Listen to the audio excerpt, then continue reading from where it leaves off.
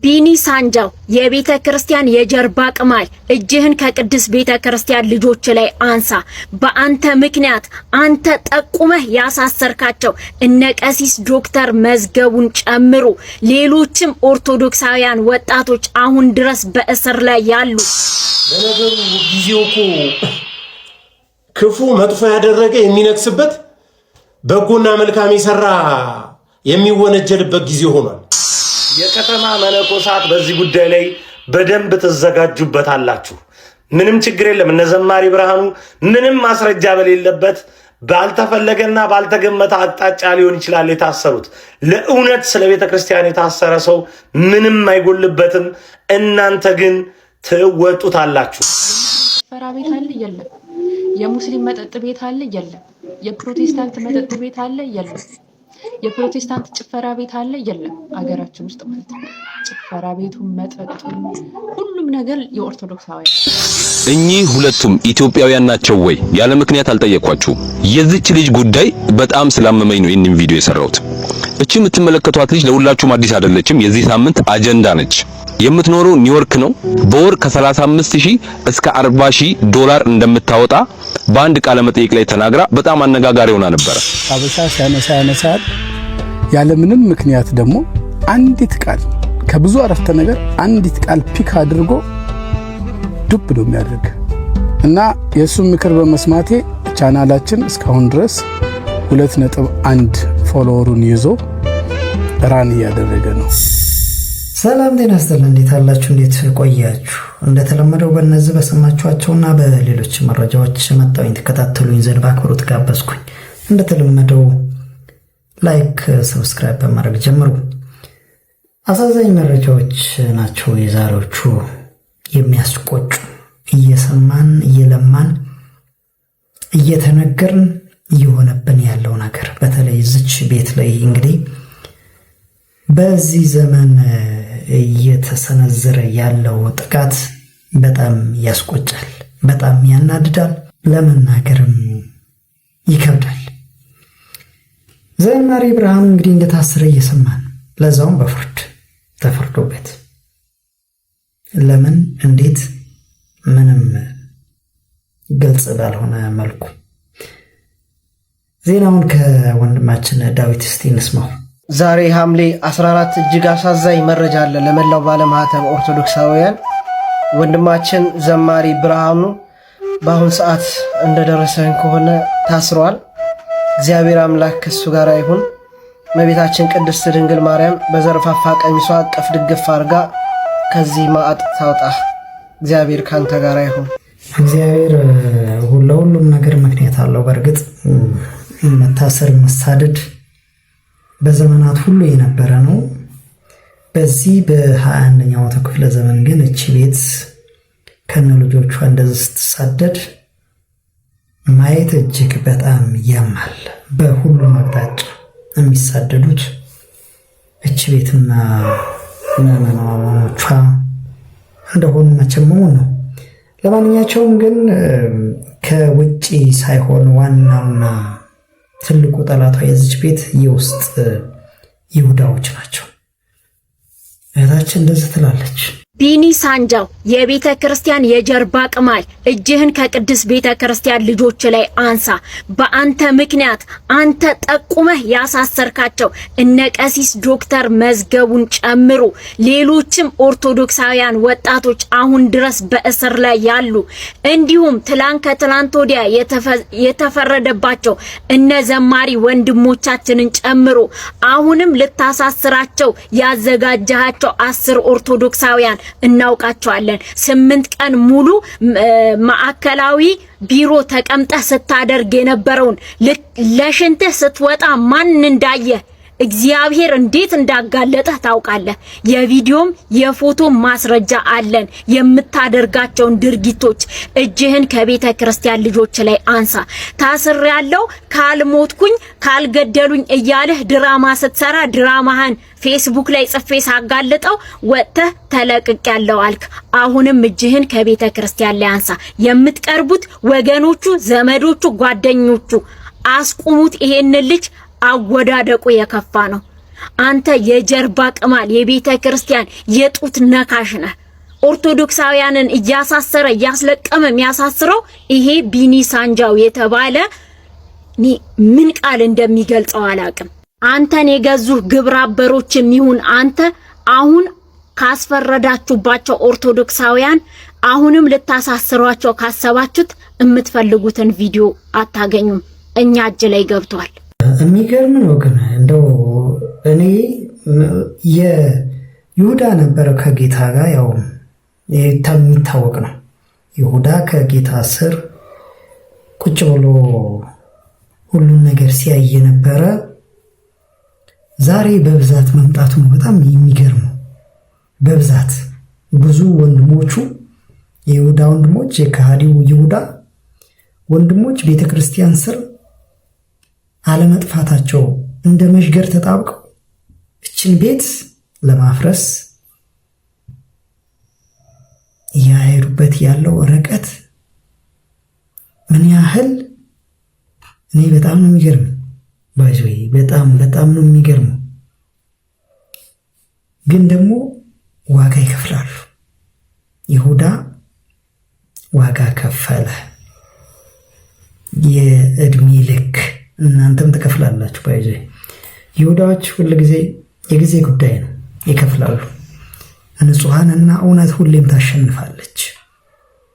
የትም ገባ የትም በእውነት በእውቀት የምትኖር እች ቤት ክንደ ብርቱ ናት። ፈጣሪዋ በቀለኛ ነው፣ ይበቀላችኋል። የተመሳሳይ ጾታ አፍቃሪዎች እንዴት ናችሁ? ጦርነቱን እናንተ ከጀመራችሁትማ እኛ ምንም የምንፈራበት ምንም አይነት ምክንያት አይኖርም። ስለነሱ ወደፊት በሰፊው እመጣለሁ። ባለማህተብ ኦርቶዶክሳውያን ይህንን ቪዲዮ ያስወርዱታል፣ አካውንቴንም ያዘጉታል።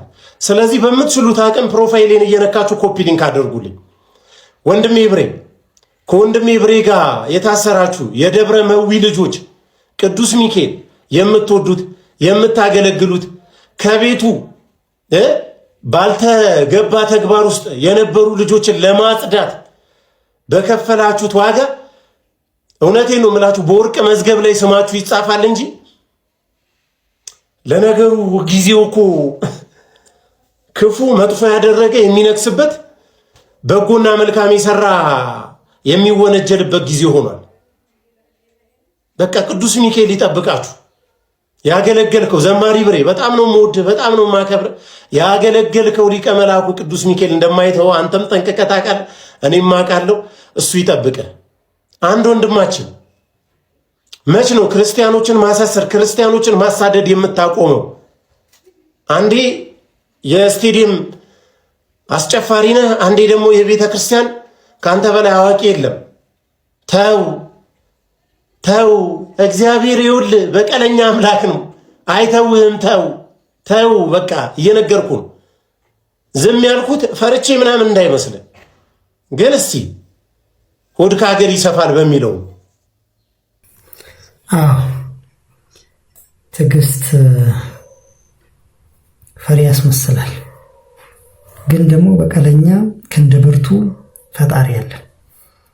የመሰረታችን ቤት ንጹሃኖች የየዋሆቹ አምላክ እውነተኛ ጸሎት የሚያደርሱት አባቶች ምዕመናን አምላክ አይተው የገባበት ገብቶ ያወጣል።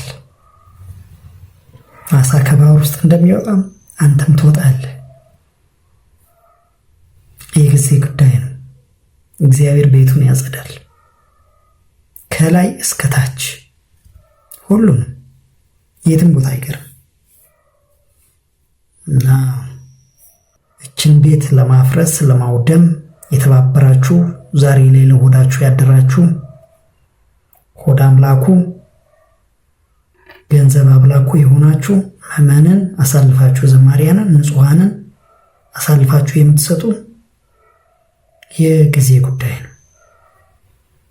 እግዚአብሔር በመቅሰፍቱ ይመጣባችኋል፣ አይተዋችሁ። ወንድማችን ዘማሪ ብሬና እንዲሁም የተወሰኑ የደብረ መዊ ወይም የአዲሱ ሚካኤል ቤተክርስቲያን የአካባቢ ወጣቶች በአሁኑ ሰዓት በእስር ላይ ይገኛሉ። ሊያውም ተፈርዶባቸው ታምኑኛላችሁ? ተፈርዶባቸው ምነው ጉዳዩ እዚህ ደረጃ ድረስ ሳናደምጠው ልትሉ ትችሉ ይሆናል። የበዛ ትዕግስት፣ በነገሮች መሻሻል ይሆናል፣ መቀየር ይኖራል በሚል ጽኑ ተስፋ የነበረ ትዕግስት እንዲሁም በታላላቅ መምህራን፣ ሰባኪያን፣ ዘማሪያን የታጀበ ምክር የነበረው ትዕግስት ጉዳዩን በማስረጃ በመረጃ ስንነግራቸው እጃቸውን በአናታቸው ይዘው ግዴለም ጉዳዩን እንታገስ፣ ይረግባል፣ ይፋቃል፣ ይቀየራል የሚል ተስፋን ሞልተውብን ላለፉት 2 ዓመታት ታፍነን እንደ እናት እያልን ጥብስ እያልንበት ዝም ብለን ቆየን። ንጽሕቷን ኦርቶዶክስ ተዋሕዶ ቤተክርስቲያን ለማርከስ በውስጧ ከሚሰሩ ስራዎችና ሴራዎች መካከል አንዱና ዋነኛው ጉዳይ ነው እነ ዘማሪ ብሬን ያሳሰራቸው። በዚህ ጉዳይ የዛሬ 2 ዓመት ገደማ ታስታውሱ ከነበር በከፍተኛ የማህበራዊ ሚዲያ ቻሌንጅ እንደ ሀገርም እንደ ባህልም የተጠላ ጉዳይ ስለሆነ በተለይ ፈረንሳይ ለጋሲዮን አካባቢ የታሸገውን ቤት ታስታውሳላችሁ። በርካታ የቲክቶክ አካውንቶች አመድ የሆኑበትንም አጋጣሚ አትረሱትም። ያንን ጊዜ ተንተርሶ እስቲ የትና በምን ሁኔታ እየተራባ ነው ይሄ ጉዳይ ብለን ቼክ ስናደርግ ነገርና ጅራት ከወደ ኋላ ነው እንዲሉ እኛው ቤት ውስጥ የተቀበረውን ኃይለኛ የዚህ ጉዳይ ፈንጂ አገኘ ነው። በዚህ ጉዳይ ላይ በርካታ መረጃዎች እጃችን ላይ አሉ። እነኚህ ወንድሞቻችን ላይ መረጃው አለ ብላችሁ አስባችሁ ከሆነ የምታሳድዷቸው ያ መረጃ ከ2 ዓመታት በኋላ ዛሬ የሚገኘው ካናዳ ውስጥ ነው፣ ቴዶ ዘሩፋኤል እጅ ማለት ነው። ስለዚህ እያንዳንዳችሁን አንገብግቦ ይደፋቸዋል። ይቺ ቤተክርስቲያን ንጽሕት ናት።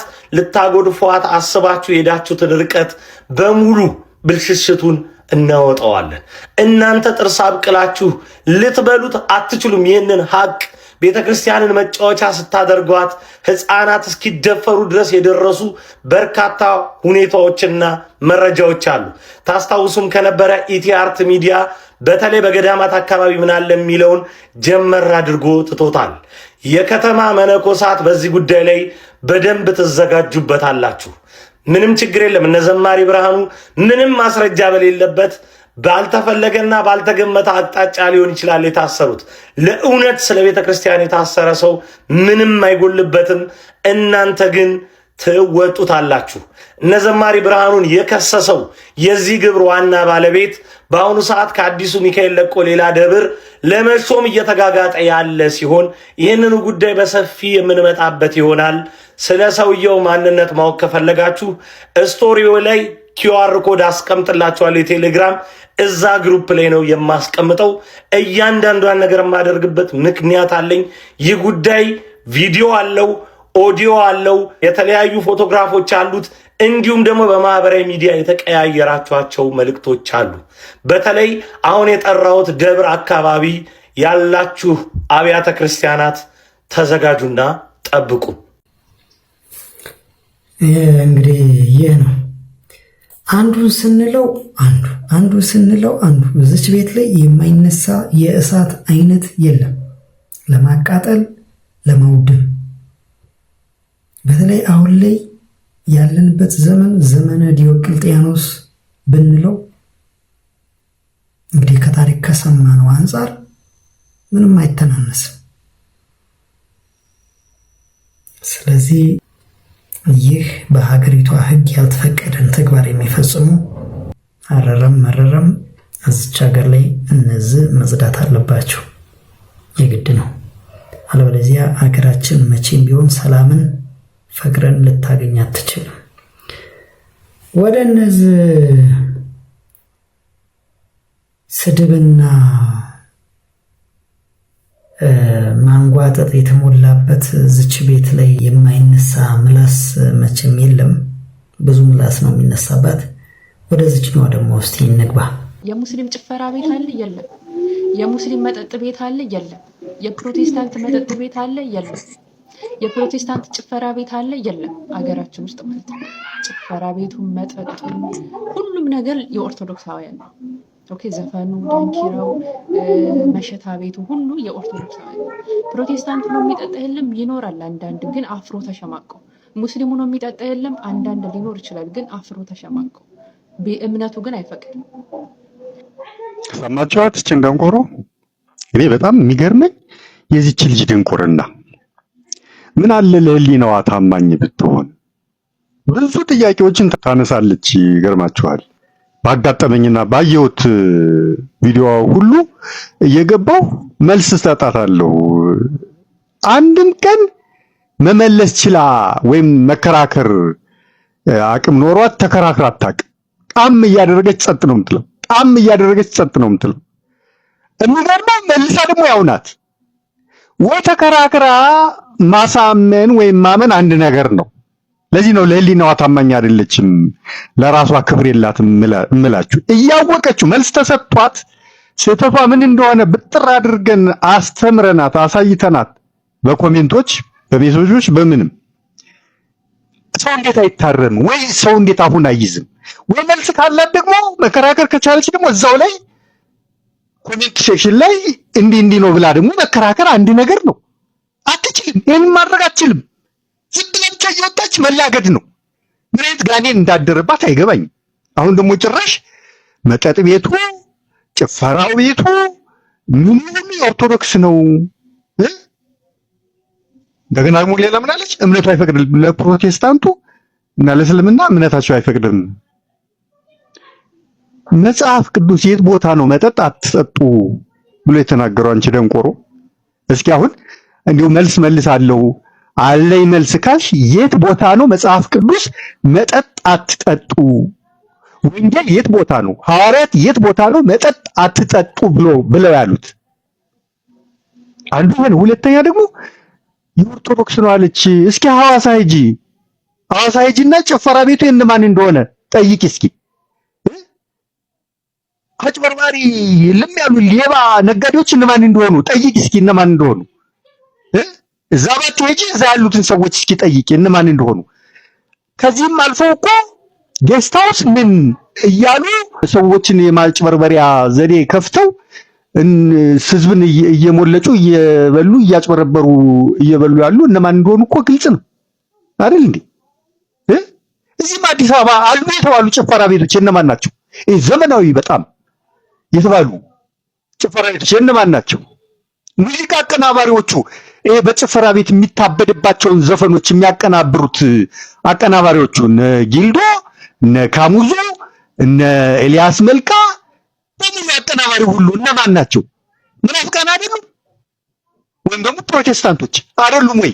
አንቺ አህያ ደንቆሮ፣ እፍረተ ቢስ፣ ለህሊናዋ ታማኝ ያልሆነች ራሷ ህሊናዋን የማታፍር በቃ መስሎ የሚታያቸው የምትለው ነገር መስሎ የሚታያቸው ሰዎች አሉ ብላ ከገመተች እውነት ነው አይደለም አትልም። ወጣ መላገድ መለፋደድ ነው በቃ። የመጨረሻ ደንቆሮ ህሊና የሚባል የሌላት በጣም ይገርማል። በመላው ዓለም ምን ይድ አሜሪካ በሙሉ ፕሮቴስታንት ነው ያለው። ይህ ዘፋኙ አሜሪካ በመላው ዓለም በሙሉ የሚታወቁ ዘፋኞች ኳየር እንደሆኑ አታውቂም አንቺ ደንቆሮ? የፕሮቴስታንት ኳየር እንደሆኑ ታውቂያለሽ ወይ? ዓለምን እንዲህ በኢሉሚናቲ ናቸው በሙሉ ደግሞ ግን ታሪካቸው ኳየር ናቸው እና አሁንም መናፍቃን ሆነው ያሉ ማለት ነው። አንድ በኩል ኢሉሚናቲ ሆነው ዓለምን የሚያሳብዱ እነማን ናቸው? ፕሮቴስታንት አይደሉም? ጭራሽ በግላጭ ግብረ ሰዶምን የሃይማኖታቸው ህግ አድርገው የተቀበሉና በመላው ዓለም እያስፋፉ ያሉት እነማን ናቸው? ፕሮቴስታንት አይደሉም? ግብረ ሰዶማዊ ጳጳስ የሾመ ማን ነው? አንቺ ደንቆሮ ህሊና ቢስ ደግሞ አፋልኝ ብለሽ ትላገጃለሽ። ግብረ ሰዶምን ህጋዊ አድርጎ ወንድን ከወንድ ሴትን ከሴት እያጋባ ያለው ማን ነው? ፕሮቴስታንት አይደለም ወይ?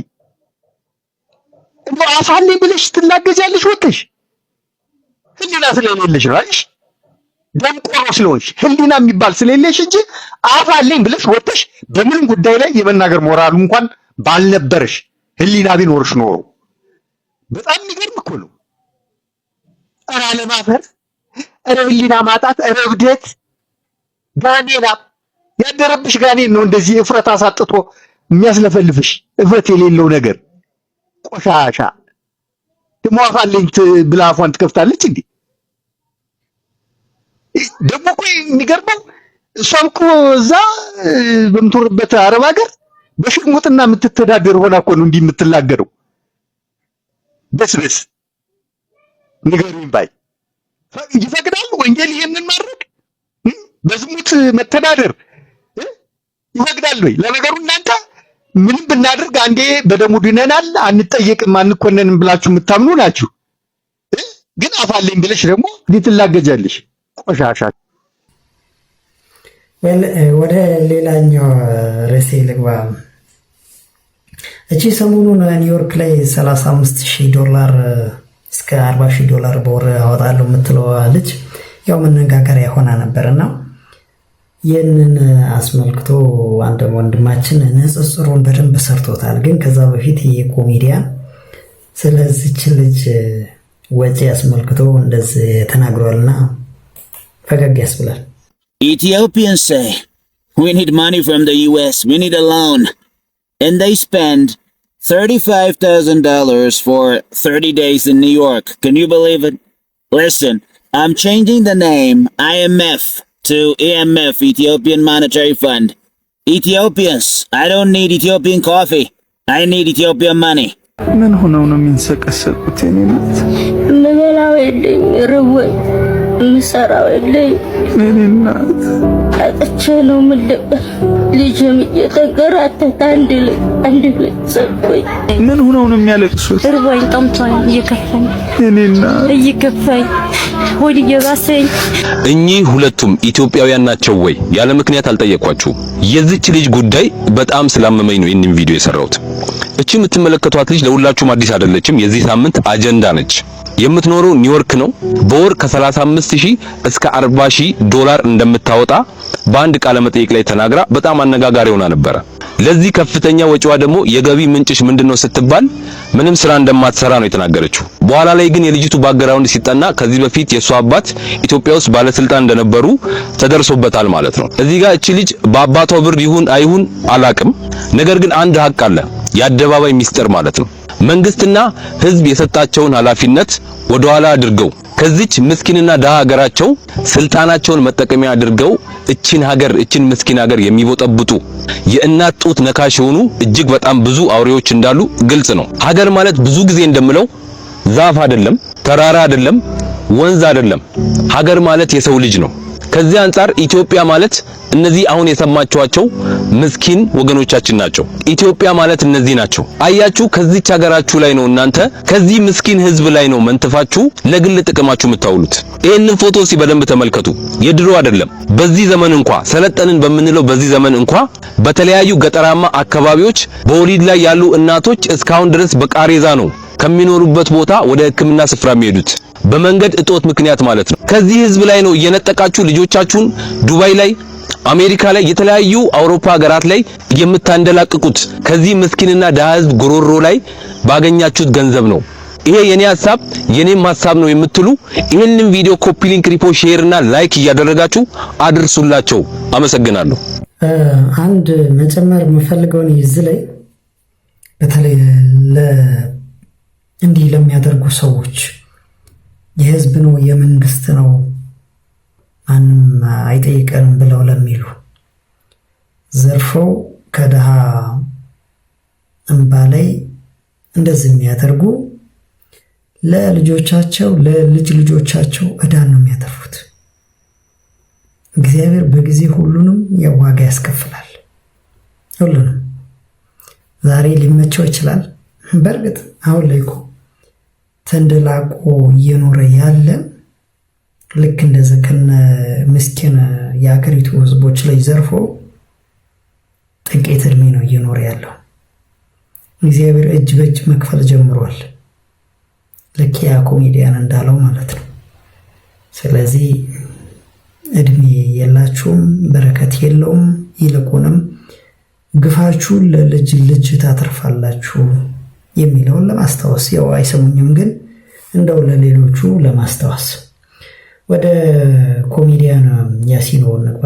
የኢትዮ ብላክ ስታር በጣም አሪፍ ሐሳብን ለገሰ በሱ ዙሪያ በኮሜዲያን ያሲኖ ዙሪያና ሐሳቡ ደስ ስላለኝ ላካፈላችሁ ወደድኩኝ። ተከታተሉት። እኔ ማለት ፈልገው የምትወዱኝ የምታደንቁኝ እኔ ከፍ እንድል የምትፈልጉ ሰዎች ከዛሬ ፍቅራችሁ ላይ ቀንሱና ነገ ሳጠፋ ይቅር የምትሉበትን ነገር አስቀምጡልኝ።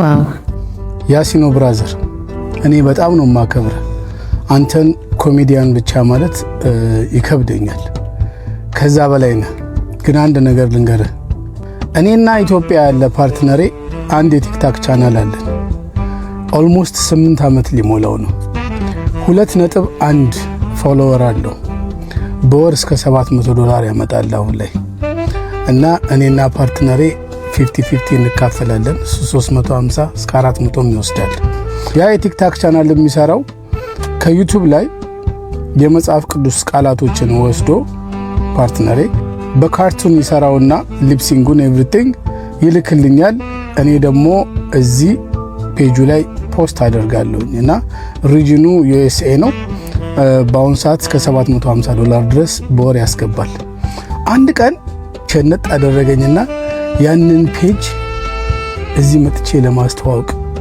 ፓርትነሬን አናገርኩት ላበሻው ብናስተዋወቀው ሞር ፎሎወር ብናገኝ ስለው በእውነት አጠገቤ ስለሌለ ነው እንጂ ግሬ ላይ ቢወድቅ ደስ ይለው ነበር እባክህ ያበሻ ፎሎ ይቅርብን እንደዚሁ እንዳለ ነው እንቀጥል እኔ በዚህ ብቻ ነው የምተዳደረው እባክህ ብሎ ለመኔ ልመናው በጣም አሳዝኖኝ ተውኩት አበሻ ሲያነሳል ያለ ምንም ምክንያት ደግሞ አንዲት ቃል ከብዙ አረፍተ ነገር አንዲት ቃል ፒክ አድርጎ ዱብ ነው የሚያደርግ እና የሱን ምክር በመስማቴ ቻናላችን እስካሁን ድረስ 2.1 ፎሎወሩን ይዞ ራን ያደረገ ነው ሶ ሀበሻ ሀብታሙ በጣም ሀብታም የሆነው ደሃው ደግሞ በጣም ደሃ የሆነው ሀብታሙ ለደሃው ለማሳየት ሳይሞክር ቀርቶ አይመስልኝም ሀብታሙ ለደሃው ለማሳየት ሲሞክር ደሃው የሀብታሙን መንገድ ተከትሎ ሀብታም ለመሆን ሳይሆን የሚሞክረው ያንን ሀብታም ጎትቶ ለመጣል ለዛ ነው የማያልፍልን ያሲኖ ቀንን ጠብቅ ተዘጋጅ just get ready የማይቀር ነገር ስለሆነ ነው ይሄው ነው መልካም ቀን